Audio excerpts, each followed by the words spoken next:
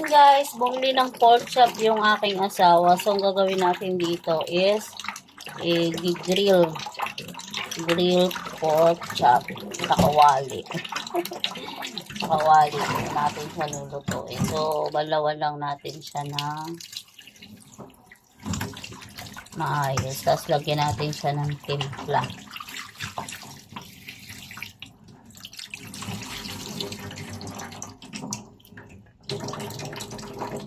Guys, lagyan natin siya ng kaunting toyo. Yan, at saka itong ating bawang. Lagyan din natin siya ng paminta.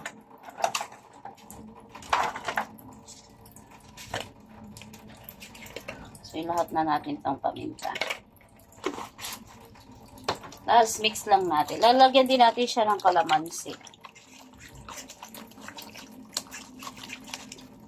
So, mix lang natin siya dito sa ating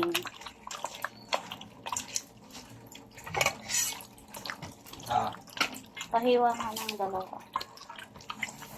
So, i-mix lang natin siya, guys. Kasi natin siya ng kalamansi at saka ng actually, dapat ito i-marinate natin ng mga 15 to 30 minutes. Kaya lang. Dalawa lang o ano? Magmamadilaw. Lagyan natin ng kalamansi. 3. Yan.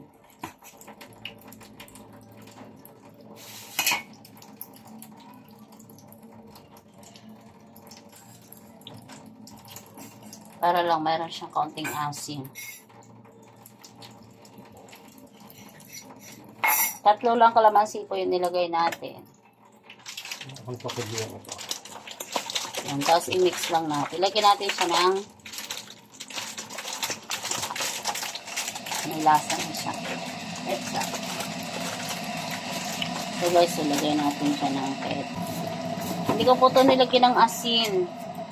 Kasi yung pampalasa natin, yung pinakatoyo na. Kasi aalat na siya pag may asin pa.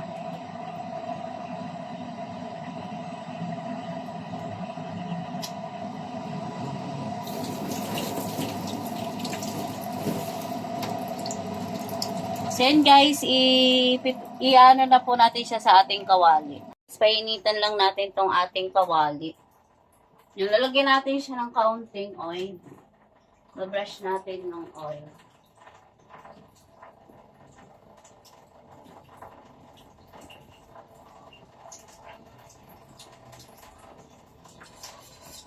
Kaunting oil lang.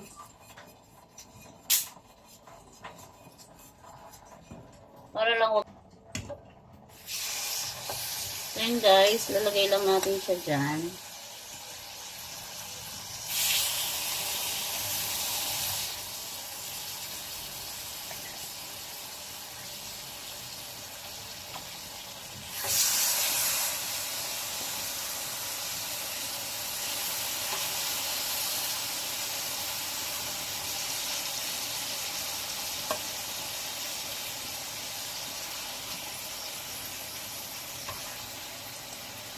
Hindi ko na po ito na ibabad kasi nagmamadali po kasi ako kasi pupunta po ako ng office. Yan.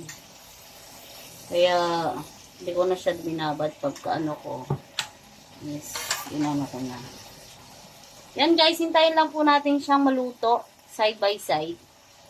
Yan lang po yung ating inihaw sa kawali. Pork chop grill.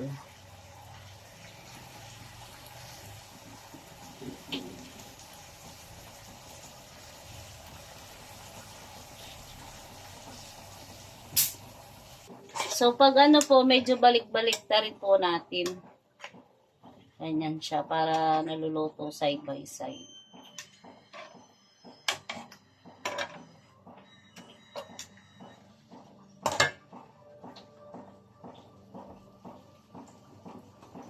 Inihaw sa kawali.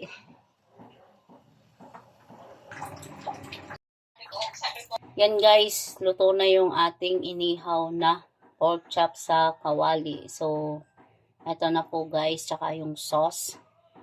Yan, so, pwede nyo pong ihalo yung sauce niya or kung gusto nyo naman po i-separate, okay lang din po.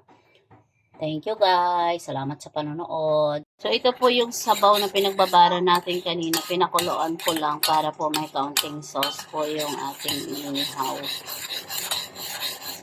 Tapos kung gusto po natin i-toppings natin, pero ayaw ng asawa ko i-topping. So gusto na lang na daw, isawsawan na lang daw.